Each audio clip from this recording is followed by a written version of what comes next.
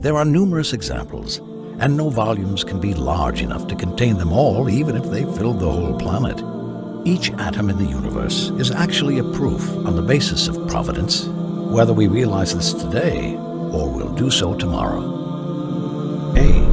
Insulin, the hormone that allows our bodies to use glucose, is secreted by the pancreas in the exact same amount of sugar we consume. B. The power of our hearts in pumping blood is exactly equal to the energy needed by the muscles when exerting any effort. C. The one-way valve of our stomach prevents the influx of digested food that would otherwise harm us. D. The sphincter muscles located at the gates of our orifices, without which our clothes would have been soiled the whole time. E. The skull bones that are left unfused at birth, so the baby can easily cover the journey through the birth canal without breaking its head. Had these bones been fused, the baby would have never been able to cover this journey except if its skull got broken. These bones stay unfused till the brain is fully developed. F. All the axes of your nerves that convey the electrical signals are covered with a dielectric layer, as we do with electrical wires, so that the electric signals do not get lost or disturb us. G. The electron revolves around the nucleus at a speed of 1,000 kilometers per second, or otherwise it would collapse inside the nucleus by the force of attraction of the positive nucleus, and the universe would have collapsed before it even began. So, this is the ideal speed for forming the atom. H. When two atoms of hydrogen combine, 0.7% of the hydrogen mass turns into energy.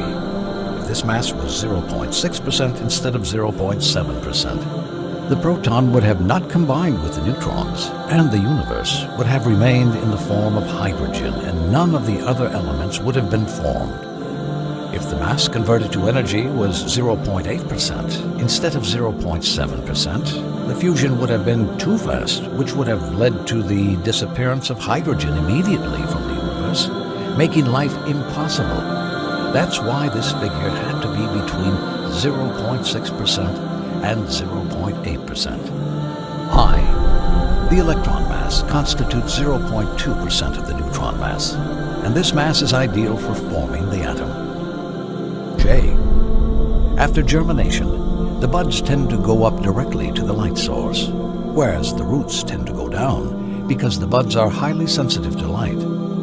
All the information they need to function is encoded within the seed, and there are hormones that control the upper and lateral growth of the plant, as well as the growth toward the roots, all of which is encoded within the seed.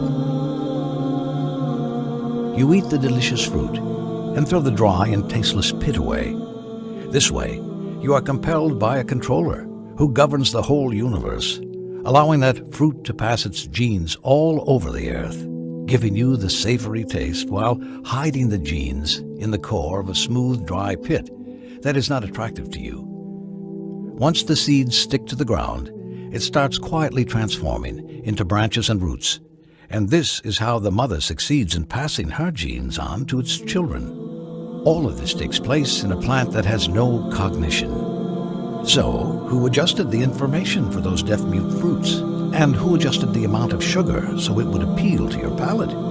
Who made the seed unappealing so you could dispense with it and throw it away? Who loaded the seed with sufficient genetic information to create a new plant with all its details and functions? K. Lately, the scientists have been discussing the total mass of the universe and how it is essential for our existence on Earth.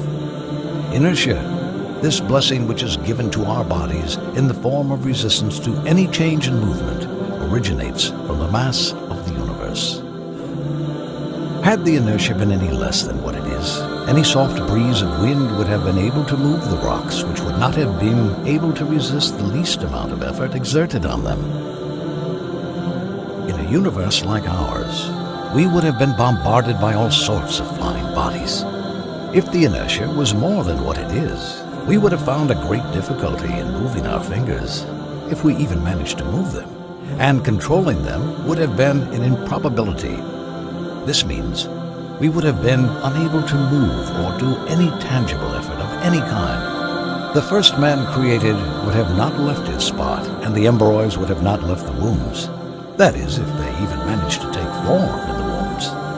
That's why it is particularly interesting that the inertia of any matter had to be identically what it is right now. The thing that baffled the physicists here, as we see in the book, Unity of the Universe by Dennis William Sciyama, is that of this inertia, the whole of the Milky Way galaxy only contributes 1/10,000,000th, the Sun contributes 100 millionth, and the Earth itself contributes 1,000 millionth. This leads us to realize that this ideal inertia we live on, and which allows us to partake on all our activities, is the overall value of the whole universe. Consequently, we can particularly say that our existence depends precisely on the mass of the whole universe and its very existence. Allah says what means, "We did not create heaven and earth, and all that is between them in vain." That is the opinion of those who deny the truth. Woe betide those who deny the truth, when they are cast into the fire. Chapter 38, verse 27. The more we ponder and look, the more we realize the marvels, the wisdom, and the intricacies of this creation.